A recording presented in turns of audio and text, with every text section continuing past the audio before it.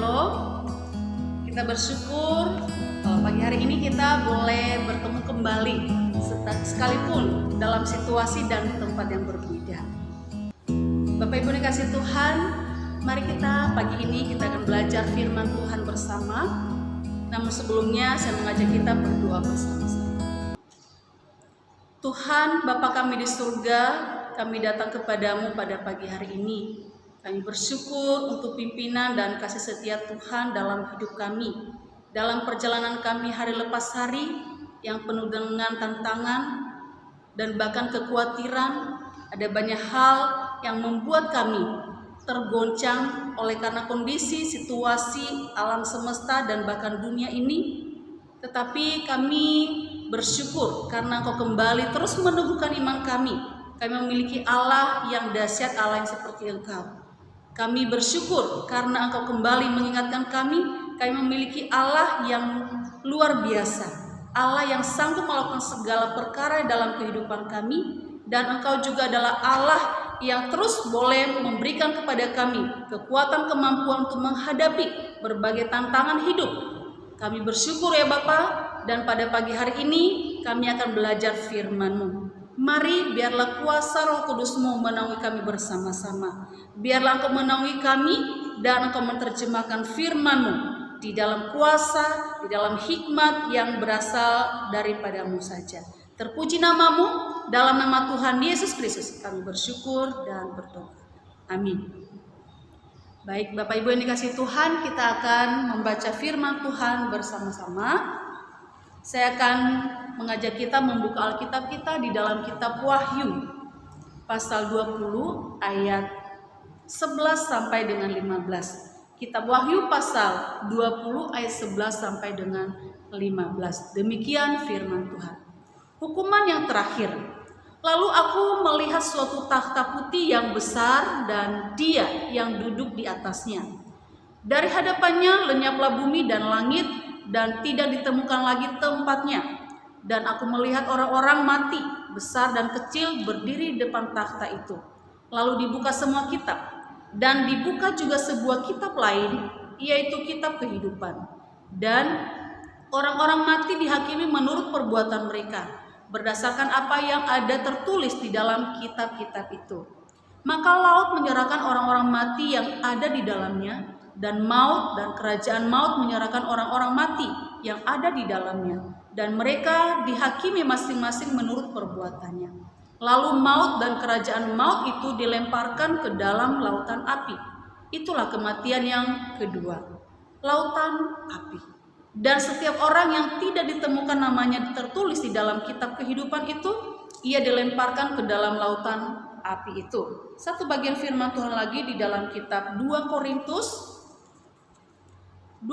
pasal 5 ayat 6 sampai dengan ayat 10. 2 Korintus pasal 5 ayat 6 sampai 10, demikian firman Tuhan. Maka oleh karena itu hati kami senantiasa tabah, meskipun kami sadar bahwa selama kami mendiami tubuh ini, kami masih jauh dari Tuhan. Sebab hidup kami ini adalah hidup karena percaya, bukan karena melihat. Tetapi hati kami tabah, dan terlebih suka kami beralih dari tubuh ini untuk menetap pada Tuhan. Sebab itu juga kami berusaha, baik kami diam di dalam tubuh ini maupun kami diam di luarnya, supaya kami berkenan kepadanya.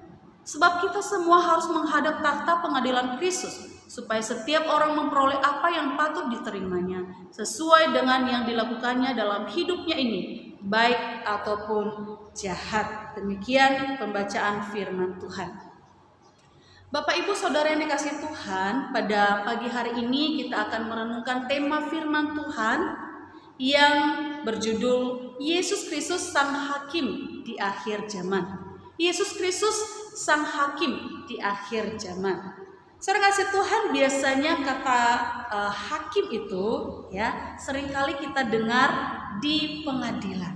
Nah, saudara, pernahkah saudara mengalami ketika saudara berperkara menghadapi yang namanya pengadilan di daerah kita atau di negeri kita ini? Mungkin saudara kasih Tuhan saudara atau keluarga kita pernah mengalami yang namanya berhadapan dengan pengadilan.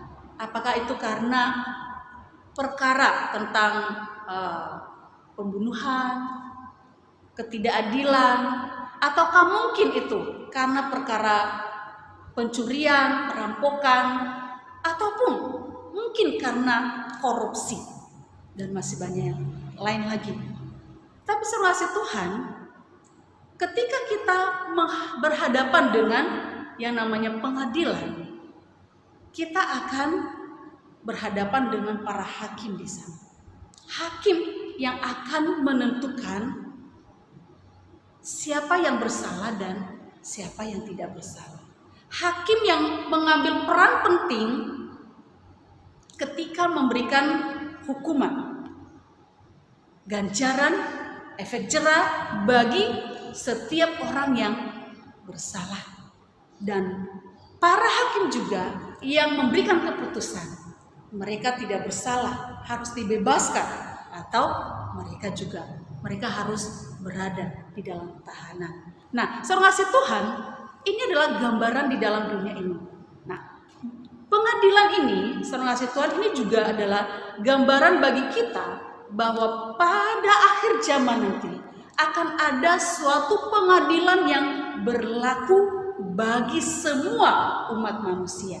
Kalau di sekarang ini kita mengalami salah, kalau ada perkara baru kita akan diperhadapkan dengan yang namanya pengadilan. Kita akan berhadapan dengan para hakim. Tetapi pada suatu hari nanti saudara Tuhan, pada akhir zaman akan ada pengadilan yang berlaku bagi semua umat manusia tanpa terkecuali. Tanpa terkecuali, Bapak Ibu dikasih Tuhan. Sebab kasih Tuhan, kita kan belajar dalam firman Tuhan pada pagi hari ini. Apa kata Alkitab tentang pengadilan pada akhir zaman dan siapakah yang akan menjadi hakim pada waktu itu? Hal pertama kasih Tuhan, kita belajar tentang siapakah yang akan menjadi hakim pada saat pengadilan bagi semua orang. Saudara Tuhan, siapakah yang berhak untuk menjadi hakim bagi manusia? Apakah ada seorang guru yang hebat di dalam dunia ini? Apakah yang ditentukan adalah seorang nabi yang terkenal sekarang ini, saudara Tuhan? Ataukah ada seseorang yang luar biasa yang akan ditentukan nanti menjadi hakim bagi seluruh umat manusia? Tidak ada sama sekali. Tidak ada. Mengapa? Karena tidak ada yang pantas, tidak ada yang layak. Semua manusia berdosa. Nah, tetapi sama itu ada satu pribadi yang layak, yang pantas, yang berhak untuk itu, saudara Tuhan. Satu nama, yaitu Yesus Kristus, atau yang lebih dikenal adalah Isa Al-Masih. Isa Al-Masih, saudara Tuhan. Dia adalah pribadi yang layak menerima hak tersebut untuk menghakimi semua umat manusia. Saudara kasih Tuhan, dia adalah Isa Al-Masih yang telah mati dan telah bangkit dari antara orang mati, dan dia naik ke surga. Dan nanti pada kali yang kedua dia akan kembali ke dalam dunia ini untuk menjemput dan menghakimi orang yang hidup dan yang mati. Untuk menjemput orang yang hidup dan yang mati. Jadi nanti mereka yang mati terlebih dahulu, mereka akan dibangkitkan. Dan setelah itu yang hidup baru bersama-sama menyongsong Yesus Kristus atau Isa Al-Masih yang kita kenal, saudara Tuhan. Dia adalah pribadi yang telah mati dan bangkit, telah menebus umat manusia. Dan di dalam Yohanes pasal 5 ayat 22, dia mengatakan kepada kita, Bapa tidak akan menghakimi siapapun, melainkan telah menyerahkan penghakiman itu kepada anak. Kasih Tuhan, kita bisa membaca lagi di dalam kitab-kitab yang lainnya, di dalam Roma pasal 14 ayat 10, demikian juga di dalam Kisah Para Rasul pasal 17 ayat 31, dan di dalam 2 Korintus pasal 5 ayat 10 yang kita baca tadi kasih Tuhan. Itu menyatakan bahwa Yesus Kristus adalah sang hakim yang telah ditentukan oleh Bapa. Yesus Kristus yang berhak memberikan pengadilan bagi semua umat manusia. Ya, jadi kasih Tuhan tidak ada pribadi yang lain. Ini menandakan juga kasih Tuhan bahwa Dia adalah Tuhan yang berhak, yang berkuasa memberikan hukuman, yang memberikan kehidupan bagi siapapun kasih Tuhan. Nah, Ia akan menghakimi yang hidup dan yang mati. Semua akan berkumpul di hadapan Kristus Yesus untuk menerima upahnya masing-masing atau hukumannya. Ya, jadi Yesus Kristus, sang pribadi, sang juru selamat kita yang menjadi hakim yang layak menghakimi semua umat manusia. Yang kedua kasih Tuhan, bagaimana pada saat itu nanti, apakah yang terjadi dan siapakah yang akan dihakimi, dan bagaimanakah penghakiman tersebut? Kasih Tuhan, melalui Wahyu pasal 20 ayat 7 sampai ayatnya ke-5 dikatakan bahwa penghakiman ini terjadi setelah kerajaan 1000 tahun dan setelah iblis, binatang, dan si nabi palsu dilemparkan ke dalam lautan api. Ayat ke-7 sampai dengan ayatnya ke-10. Nah, setelah itu ayatnya ke-12, ya, kitab-kitab lain dibuka. Kitab itu adalah kitab kehidupan yang berbicara atau mencatat semua yang dilakukan oleh manusia. Apakah itu baik ataukah jahat? Jadi semua apa yang diperbuat oleh manusia akan tercatat di sana di dalam buku kehidupan. Ya, apakah itu hal-hal yang baik, yang benar, yang membangun, yang menyenangkan hati Tuhan atau tidak? Di sana semuanya tercatat. Tidak ada yang tersembunyi, tidak ada yang terlupakan.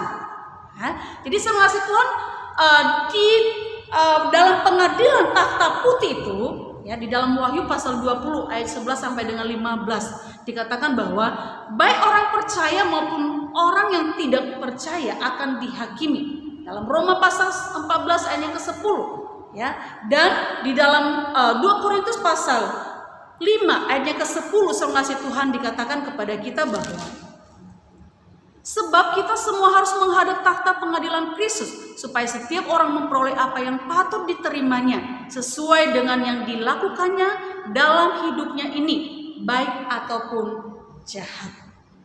Nah, ini kasih Tuhan, ya, yang akan terjadi.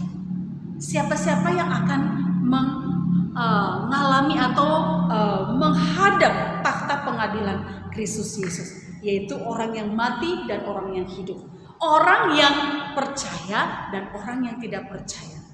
Namun ada perbedaannya kasih Tuhan. Dalam penghakiman yang berlangsung pada akhir zaman, yang akan dipimpin langsung oleh Tuhan Yesus Kristus, ada dua hal yang utama yang menjadi fokus bagi kita untuk memahami dan untuk kita ketahui kasih Tuhan.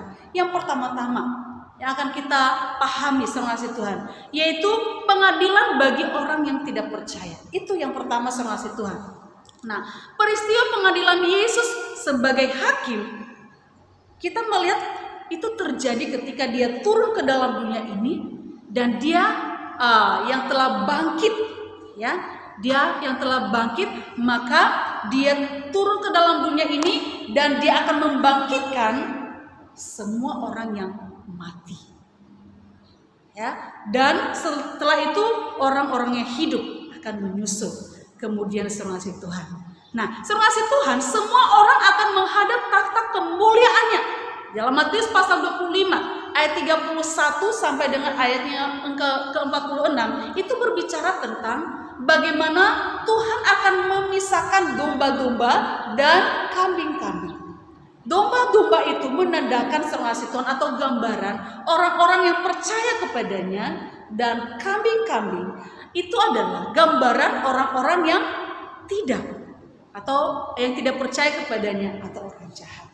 Nah, seruan kasih Tuhan di sana dikisahkan bahwa Tuhan akan mengumpulkan semuanya di hadapan hadiratnya untuk menerima upah mereka masing-masing, untuk menerima apa mereka selamat atau tidak. Nah, secara khusus berbicara tentang pengadilan tahta putih bagi orang yang tidak percaya. Itu berbicara tentang orang-orang yang selama ini tidak menerima akan kehadiran Kristus Yesus ke dalam dunia sebagai anak domba Allah yang telah mati, yang telah menggantikan manusia dari dosa-dosa mereka, yang telah mati menebus dosa-dosa manusia. Mereka yang menolak, mereka yang mengolok-olok akan kehadiran, kedatangan Kristus Yesus ke dalam dunia ini, maka mereka tidak akan ditemukan namanya di kitab kehidupan. Dalam ayat ke-12 itu tidak akan ditemukan nama mereka seruan kasih Tuhan, dan jelas hukumannya adalah hukuman kematian selama-lamanya. Ya, mereka tidak akan mendapatkan lagi kesempatan kedua kali untuk mau bertobat, untuk menerima Yesus sebagai Tuhan dan penyelamat hidup mereka. Tetapi saatnya ketika berada di dalam pengadilan Allah, mereka akan mendapatkan hukuman, bukan upah. Ya, bukan mereka bisa masuk ke surga, tetapi kehidupan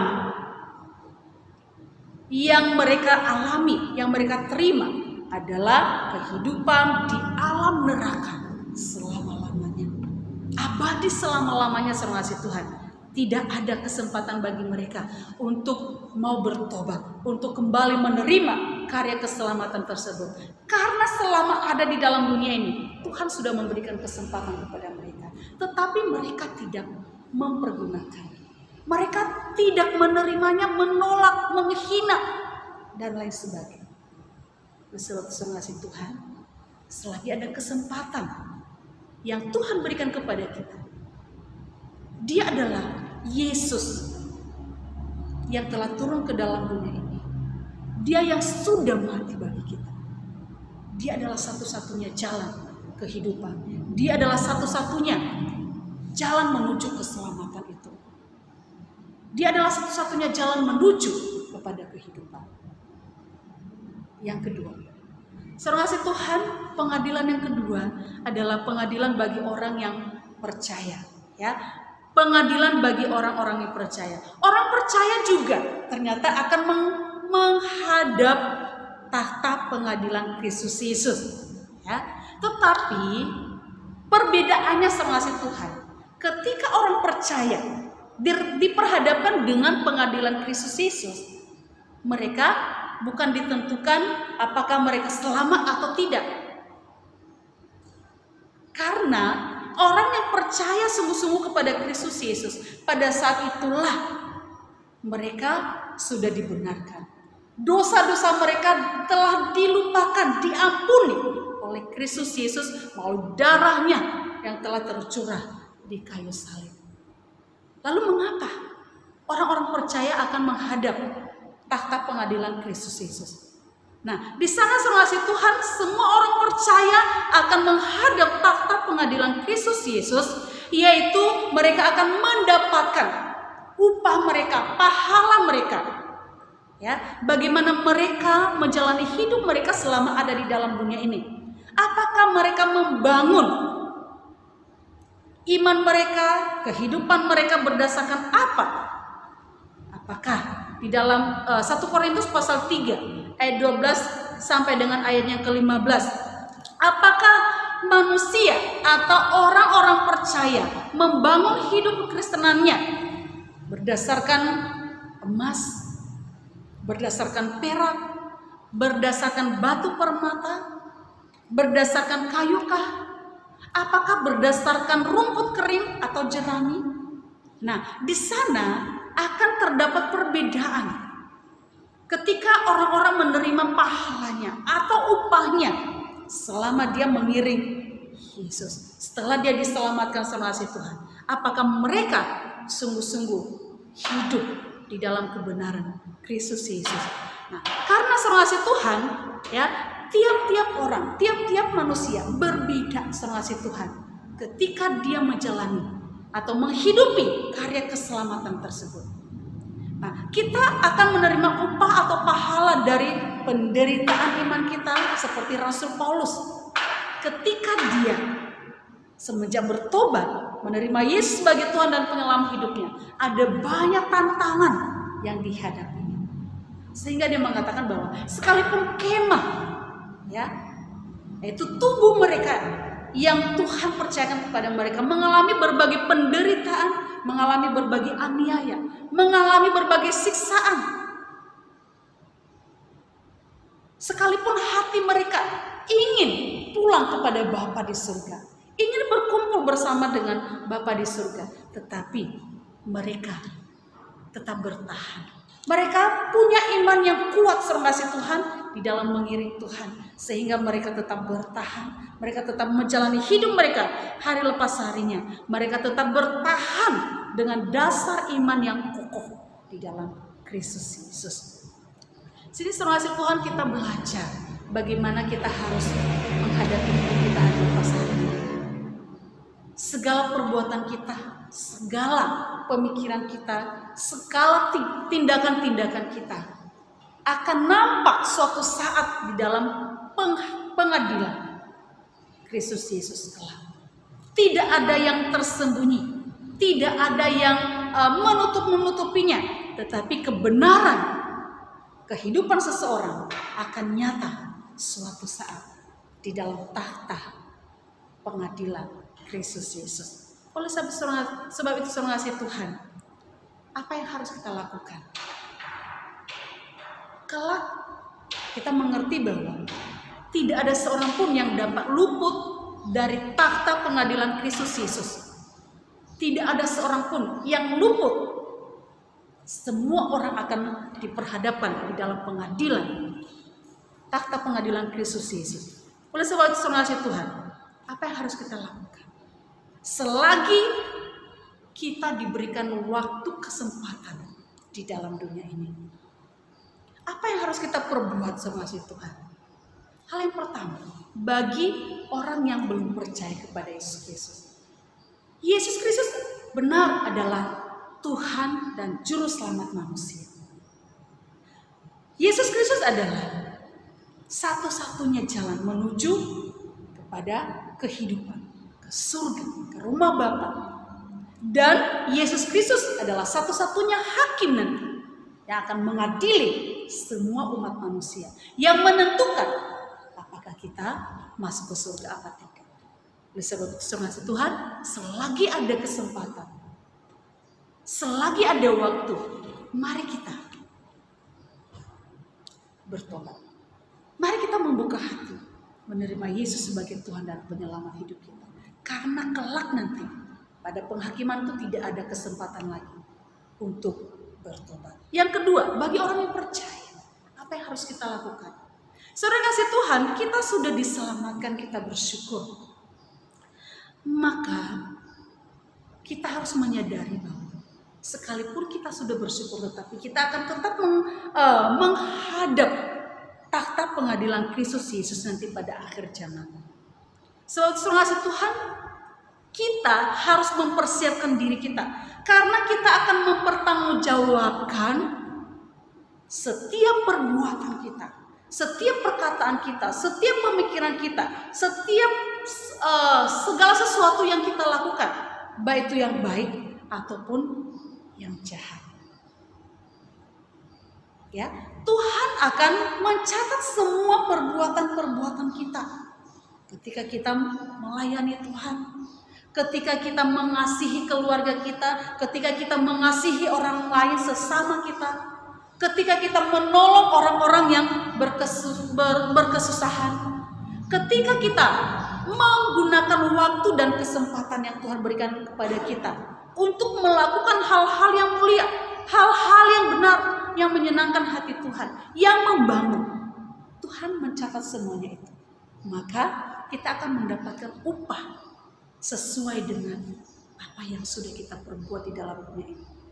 Ya, kalau tidak mengasihi Tuhan, jangan seperti ada contoh keluarga atau sebuah rumah yang terbakar mengasihi Tuhan. Maka orang-orang yang ada di dalam rumah itu karena tergesa-gesa, oleh karena ketakutan dan bahkan oleh karena api sudah menghanguskan rumah tersebut, mereka keluar dengan tidak membawa apa-apa. Mereka keluar dengan tidak membawa apa-apa. Maka mereka menjadi orang yang sulit, orang yang miskin. Seharusnya kita tidak demikian mengasihi Tuhan. Tuhan memberikan kesempatan bagi kita. Sebab itu, mari kita tetap menggunakan waktu, kesempatan yang ada, tetap setia dalam mengiring Tuhan.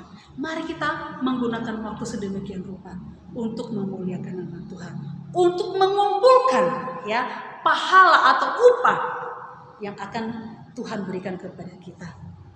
Yang terakhir mengasihi Tuhan, hidup kita sebagai orang yang percaya, seharusnya kita bisa peduli, menjadi pribadi-pribadi yang peka, yang peduli terhadap jiwa-jiwa yang belum diselamatkan. Saudara-saudara, masih banyak orang-orang yang memerlukan keselamatan. Nah, Yesus sudah menyediakan bagi semua orang, tidak terkecuali mengasihi Tuhan.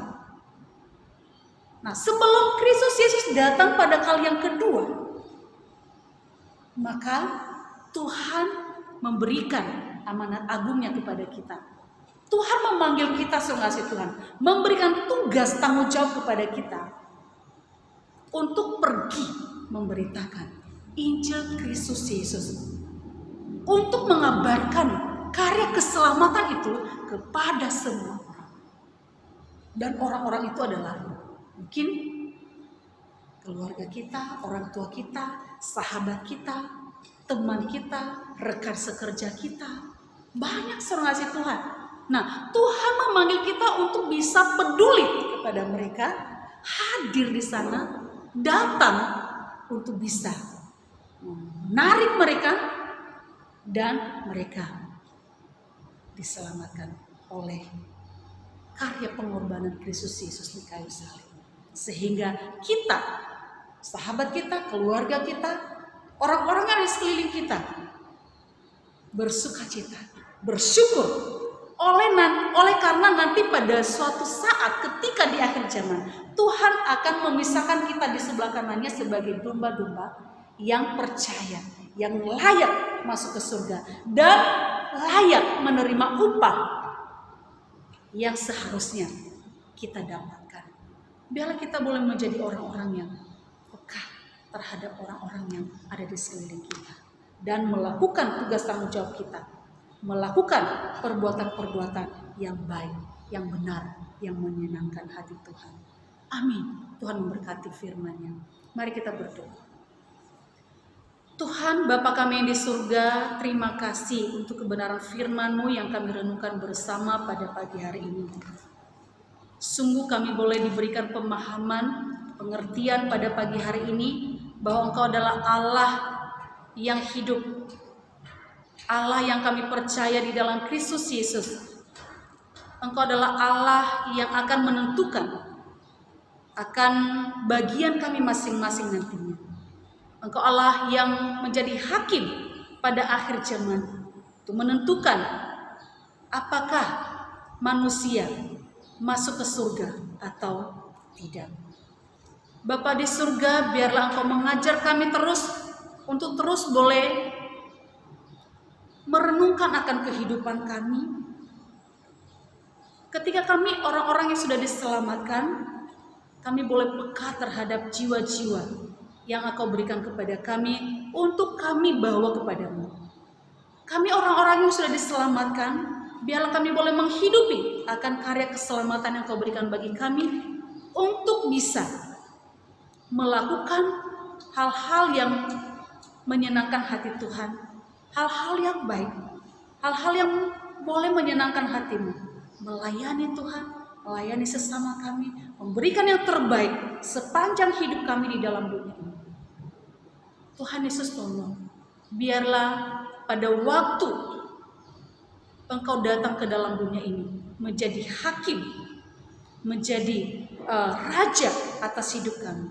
Kami ditemukan orang-orang yang mendapatkan upah yang sungguh luar biasa sesuai dengan perbuatan-perbuatan kami semenjak kami ada di dalam dunia ini. Tuhan Yesus, biarlah kami satu sama lainnya, kami boleh membangun, kami boleh mengingatkan, kami boleh menasihati, dan melalui kami orang-orang yang percaya kepada banyak jiwa-jiwa dapat diselamatkan melalui sikap hidup kami, melalui perbuatan hidup kami, melalui pelayanan-pelayanan kami. Terima kasih ya Bapa, terima kasih. Berkati dan sempurnakan firman-Mu bagi kami.